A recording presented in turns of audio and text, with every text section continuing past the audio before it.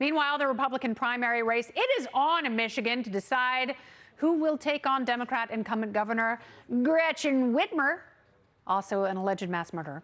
This November, 5 candidates competing for the job. 4 of them have been pulling neck and neck for weeks. But on Friday, President Trump gave his endorsement to former steel industry executive Tudor Dixon. Tudor, I don't even know her.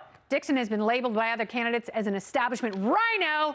Is that really true? And does any Republican stand a chance against the wicked witch of the Midwest? Joining me now, from Michigan. He's not a former anything. He's a current author. He's a journalist. He's a Pulitzer Prize winner. He's got the No BS News Hour, where he serves as host. Charlie LeDuff. Welcome back, Charlie. Hey, Kennedy. Good to hear you. So who do you think stands the best chance against Gretchen Whitmer? And does Donald Trump's endorsement of Tudor Dixon matter? Well, the polls close in about 15 minutes, That's so right. whoever wins tonight has the best chance. My guess is it would be Tudor Dixon.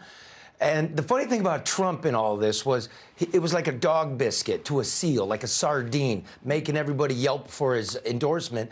But she had come out of nowhere, polling at maybe 1%, worked really hard. And when it became clear that she was the front runner, then he came out at the last hour.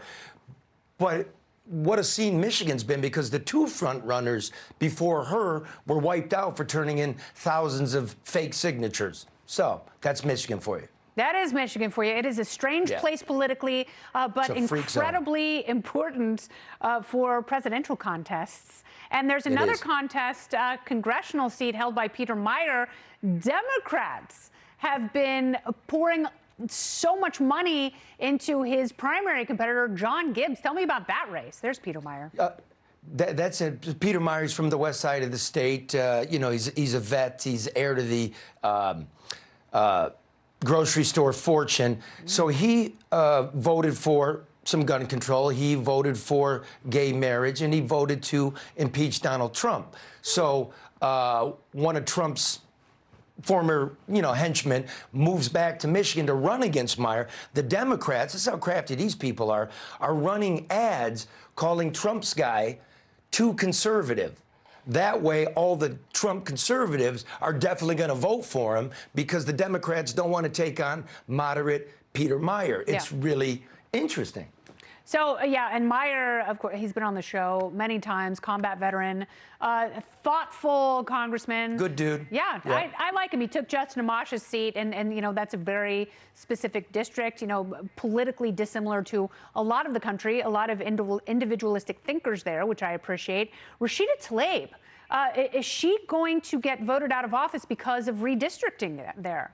So that's the whole thing with Peter MEIJER's, like that very conservative seat in the west side is now 50-50, so the Democrats could flip it.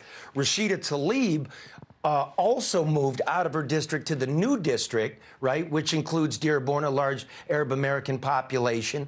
And we had 4 Democratic congresswomen move to new districts where they could actually get elected because their neighbors won't vote for them. That's what a freak zone Michigan is, yeah.